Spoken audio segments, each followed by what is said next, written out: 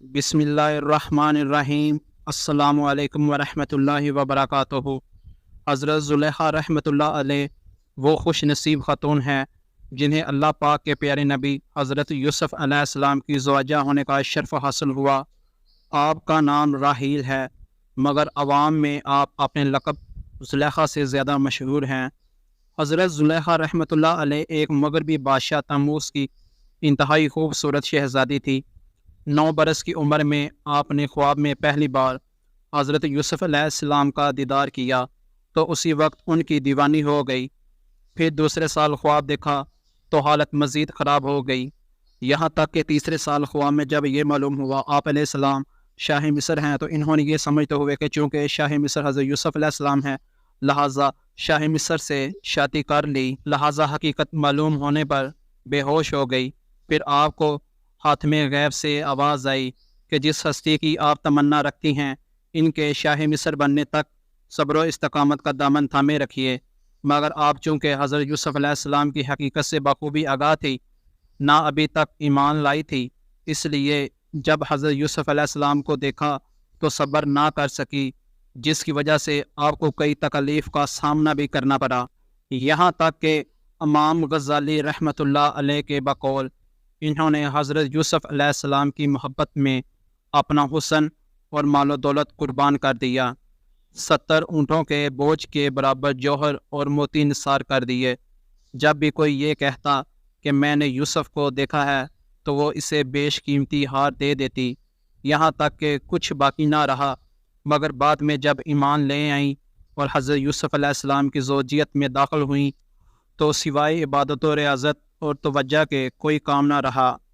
اگر حضرت یوسف علیہ السلام دن کو اپنے پاس بلاتے تو کہتی رات کو آؤں گی، اور رات کو بلاتے تو دن کا وعدہ کرتی۔ آخر حضرت یوسف علیہ السلام نے جب پوچھا کہ آپ تو میری محبت میں دیوانی تھی، تو عرض کرنے لگی یہ اس وقت کی بات ہے کہ جب میں محبت کی حقیقت سے واقف نہ تھی، اب چونکہ مجھے حقیقت معلوم ہو چکی ہے اس لیے میری محبت میں آپ کی شرکت بھی گوارا نہیں۔ اس پر جب حضرت یوسف علیہ السلام نے فرمایا کہ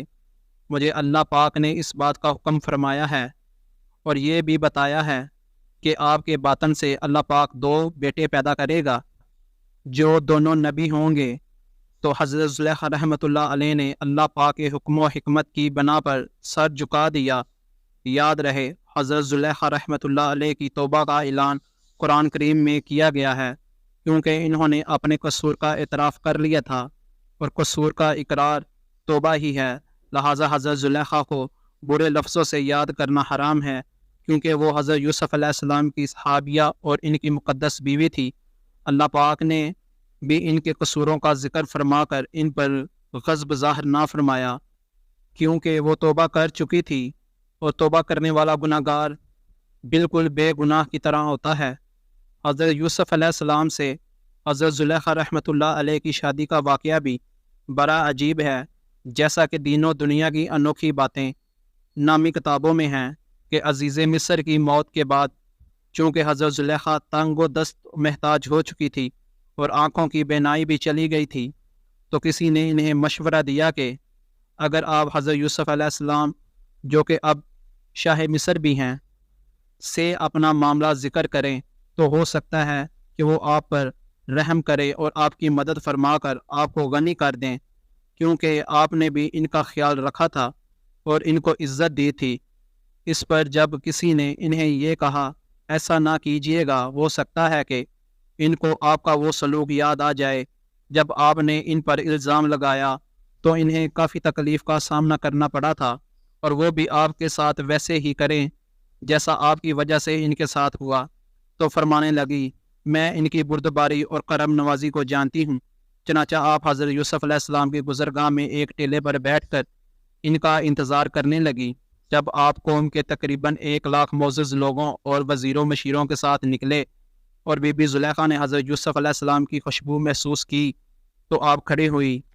اور آواز دی باقی ہے اس کے لیے جس نے معصیت کے سبب بادشاہ کو غلام اور عطائت کے سبب غلام کو بادشاہ بنا دیا۔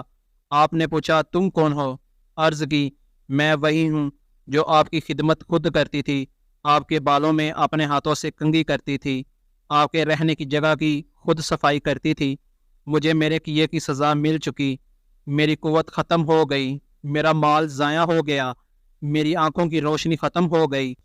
اور میں لوگوں سے سوال کرنے پر مجبور ہو گئی ہوں کہ لوگ میری نعمت کو دیکھ کر رشک کرتے تھے اور اب ان سے محروم ہو چکی ہوں، کیونکہ فساد کرنے والوں کی یہی سزا ہے۔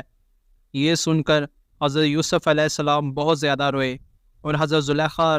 سے فرمایا، کیا تیرے دل میں میری محبت میں سے کچھ باقی ہے؟ آپ نے عرض کی، جی ہاں، اس کی قسم جس نے حضرت ابراہیم علیہ السلام کو خلیل بنایا،